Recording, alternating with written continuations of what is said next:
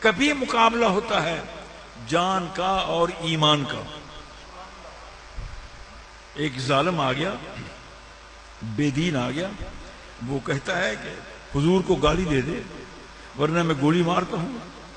میں اور آپ جتنے بیٹھے ہیں لاکھ مجرم صحیح، منوں کے حساب سے گناہ ہیں، ٹنوں کے حساب سے گناہ ہیں، مگر میرا عقیدہ یہ ہے کہ ہم میں ایک بھی بندہ ایسا نہیں جو اسے کہہ دے گا کہ ہاں میں گالی دے دیتا ہوں مجھے گولی نہ مار. وہ کہے گا صاحب ایک گولی کیا ہے، 1700 گولی مار دے. گولیاں تو برداشت کر سکتا ہوں، کیما کر دے برداشت کر سکتا ہوں، کیما کر کے کتوں کو ڈال دے برداشت کر سکتا ہوں، مگر اپنی زبان سے مصطفیٰ کے خلاف کچھ نہیں کہہ سکتا. یہ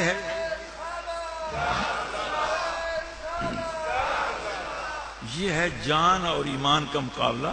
لوگ جب ایسا مرحلہ آئے جانیں دے دیتے ہیں، ایمان بچا لیتے ہیں.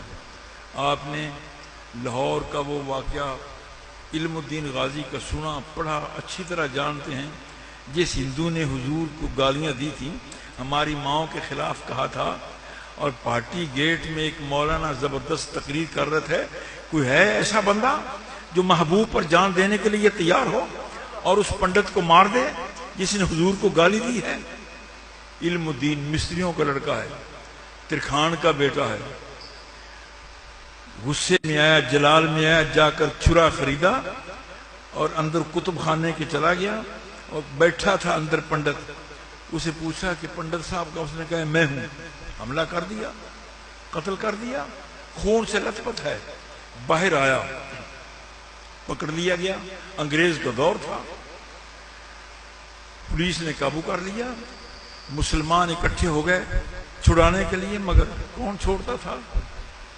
ایک وکیل صاحب نے کہا کہ برخوردار بیٹے، جب تو نے پنڈت کو قتل کیا ہے اس وقت کوئی اندر آدمی تھا؟ تو علم الدین کہتا ہے کوئی نہیں تھا. وہ کہتا ہے بات تو ٹھیک ہوگی، قانون یہ ہے پھانسی کا کہ کوئی عینی شاہد ہو، دیکھے کہ میں نے دیکھا کہ اس نے قتل کیا ہے، پھر پھانسی ہوگی اسے، تو تجھے پھانسی نہیں ہو سکتی. علم الدین نے کہا نہیں صاحب میں یہ نہیں کہہ سکتا، آج تو میں یہ کہہ کر چھوٹ جاؤں گا، تختہ دار سے بچ جاؤں گا، مگر قیامت کے دن اللہ کے محبوب نے پوچھ لیا تو پھر میں کیا جواب دوں گا؟ میں ہی قاتل ہوں، میں ہی دہشت گرد ہوں، میں ہی قاتل ہوں، میں نہیں قتل کیا. میاں والی کی جیل میں بھیج دیا گیا. جس نے جان دی ہے، ایمان بچایا ہے، اس کی لاش پہنچی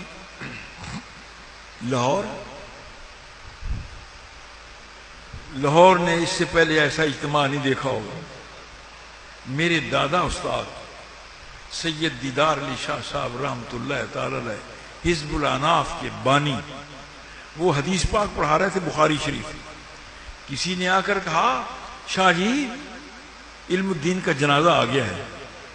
آپ نے بخاری شریف بند کی، فرمایا کہ اس شخص نے ایمان بچایا ہے، جان دی ہے. طلباء ساتھ، علماء ساتھ تھے، جنازے کے ساتھ ملے، لوگوں نے احترام کیا. علم الدین کی چارپائی کے ساتھ قریب تک شاہ جی کو پہنچا دیا. جب شاہ صاحب جنازے کے قریب پہنچے تو آپ پر وجد طاری ہو گیا، غشی طاری ہو گئی، اور وجد کی حالت میں رو کر کہتے ہیں حضور اللہ کے محبوب دیدار علی کو حدیث پڑھاتے ہوئے اتنا عرصہ گزر گیا، دیدار علی کے گھر تو آئے نہیں ہو اور علم الدین کے جنازے کے ساتھ جا رہے ہو.